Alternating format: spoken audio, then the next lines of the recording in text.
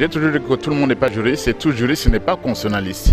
On tombe effectivement dans ce cas-là. J'ai effectivement suivi par la voie des médias la déclaration de M. Théodore Ngoy, soutenu par M. Martin Fayulu, souhaitant que le Congrès puisse se réunir pour mettre en accusation le président de la République. C'est une vaste distraction. Si vous lisez l'article 167 de la Constitution de la République, mais le Parlement ne peut pas déchoir le président de la République.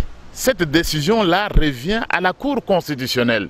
En cas de condamnation, c'est l'article 167. Mais c'est dommage qu'un avocat comme Théodore Ngoy ne puisse pas comprendre des choses aussi simples dans la Constitution. On peut comprendre pour Martin Fayulu qui n'est pas constitutionnaliste, qui est un financier, un économiste.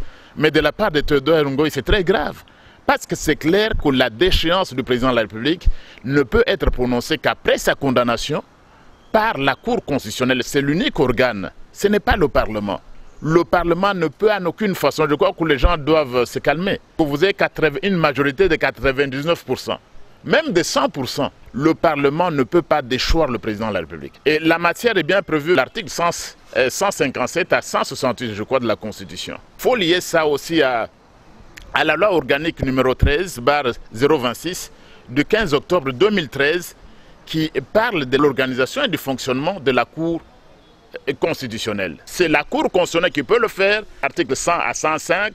100, c'est la compétence du procureur général qui concerne les infractions. 101, s'il estime nécessaire, il saisit le Congrès pour avoir l'autorisation de poursuivre. 102, il mène des enquêtes.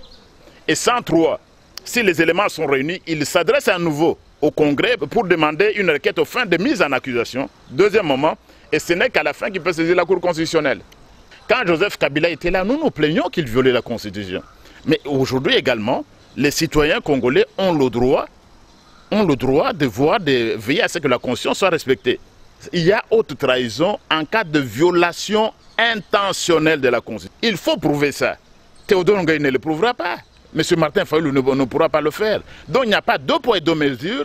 Nous nous plaignons quand l'ancien régime violait la Constitution. Et également à l'heure actuelle, vous constatez que tout le monde est libre. Théodore Ngoy, c'est une démonstration, tout le monde se plaît, même Martin Fayulu, malheureusement, dans l'ignorance totale de la Constitution. C'est pourquoi nous disons toujours, c'est très important dans ce pays, tout le monde n'est pas juriste, tout juriste n'est pas constitutionnaliste, il faut apprendre le texte, et c'est très grave. Mais je crois que Théodore Ngoy n'est pas connu comme un grand avocat constitutionnaliste, je ne connais pas un seul de ceux qu'il a gagné en matière constitutionnelle, parce qu'il était également l'avocat du juge Luamba. Et je ne pense pas, il n'est pas reconnu comme un avocat, c'est un avocat du droit pénal, droit de la famille, droit des contrats, qui n'ont rien à voir avec le droit constitutionnel. Mais je crois qu'il y a intérêt pour lui à revoir les notions de droit constitutionnel.